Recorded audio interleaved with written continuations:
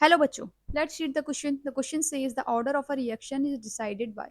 मतलब किसी भी रिएक्शन का जो ऑर्डर होता है वो हम किससे डिसाइड कर सकते हैं। ऑप्शन ए बोला है temperature, option B is molecularity, option C pressure और option D mechanism of reaction as well as relative concentration of reactants. तो जिस तरीके से हमसे पूछा जा रहा है कि किसी भी रिएक्शन का ऑर्डर कैसे डिटरमाइन करेंगे हम, तो इस क्वेश्चन का की कॉन्सेप्ट हो जाएगा हमारा order of a reaction.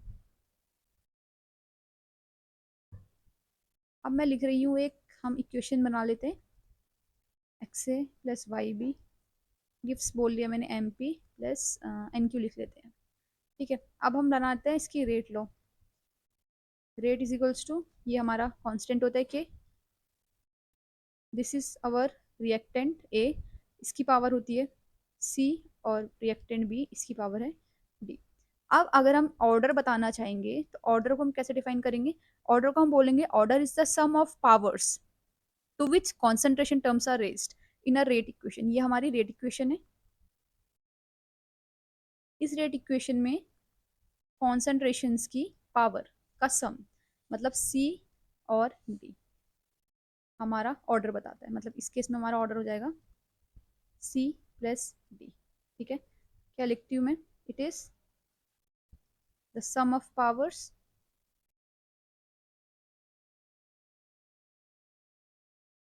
To which concentration terms are raised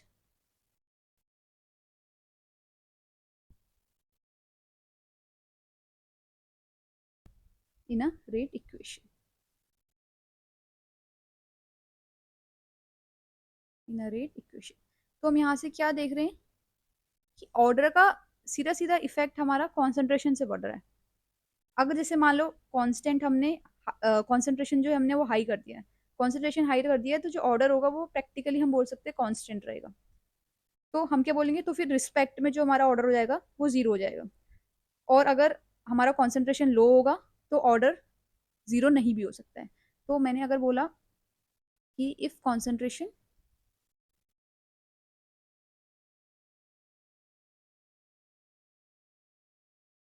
इसका, रिएक्टेंट्स का हाई है, तब ऑर्डर है वो क्या हो सकता है, हमारा जीरो हो सकता है। या आप बोल सकते हैं हम then order practically remains constant, constant रहता है मतलब।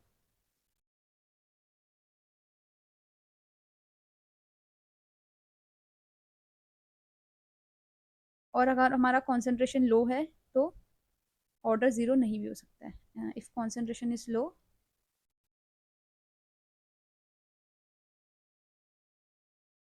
It may not be zero. तो यहाँ से हम बोल रहे हैं कि हम डिसाइड कर रहे हैं एक तो रिएक्टेंट से कि कॉन्सेंट्रेशन का जो आपस में रिएक्टेंट कॉन्सेंट्रेशन है, रिलेटिव कॉन्सेंट्रेशन वो क्या है। दूसरा चीज है, जैसे अगर हमने बोला एक तो हमारी एलिमेंट्री रिएक्शन होती है, एक हमारी होती है कॉम्प्लेक्स रिएक्शन, मतलब मल्टी स्टेप रिएक्शंस। तो उसमें क्या होता है, हमारा जो ऑर्डर डिटरमाइन होता है। जैसे मल्टी स्टेप रिएक्शन में हमारा फास्ट स्टेप्स भी होती हैं, स्लो स्टेप भी होती हैं। एक फास्ट स्टेप मान लेते हैं हम, एक स्लो स्लो स्टेप मान लेते हैं। तो जो हमारा ऑर्डर होता है, ऑर्डर जो हमारा डिटरमाइन होता है वो स्लोएस्ट स्टेप से होता है, जिसको हम रेट डिटरमाइनिंग स्टेप बोलते हैं। रेट डिटरमाइनिंग स्टेप, इसी से हमारा पता लगता है ऑर्डर के बारे में। तो यहाँ से हम ये बोल सकते हैं कि हमारा जो ऑर्डर है वो किस पे डिपेंड कर रहा है, मैकेनिज्म पे डिपेंड कर रहा है किसी भी रिएक्शन की। So order of a reaction depends upon mechanism. ठीक है, तो हमने देखा है कि एक तो हमने कॉन्सेंट्रेशन के रिएक्टेंट्स के रिलेटिव कॉन्सेंट्रेशन की वजह से, और दूसरा है हमारा मैकेनिज्म ऑफ रिएक्शन की वजह से। तो ऑप्शन डी में हमको वही दिखा रहा है, तो ये ऑप्शन हमारा करेक्ट है। ऑप्शन ए बोल रहा है टेम्परेचर, ये हो नहीं सकता, इसके बारे में कोई जिक्र नहीं है। ऑप्शन बी बोल रहा है मॉलिक्यूलैरिटी। मॉलिक्यूलैरिटी क्या होती है बच्चों, मॉलिक्यूलैरिटी हम ये बोल सकते हैं कि नंबर ऑफ रिएक्टिव मॉलिक्यूल्स जो कि कोलाइड करते हैं आपस में एक साथ, तो उससे केमिकल रिएक्शन होती है हमारी। ठीक है, और अगर हम इसकी डेफिनेशन इसकी भी लिख लेते हैं, मॉलिक्यूलैरिटी की जब बात हो रही है,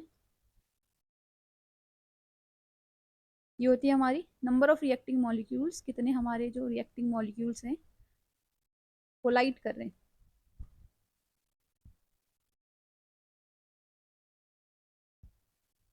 कोलाइडिंग साइमultaneously, एक साथ होने चाहिए, तभी हमारी जो केमिकल रिएक्शन है वो हो सकेगी, to bring a chemical reaction.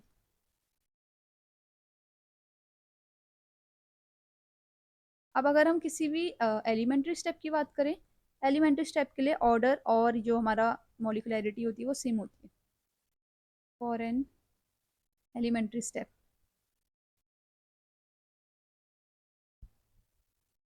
Order and molecularity are same,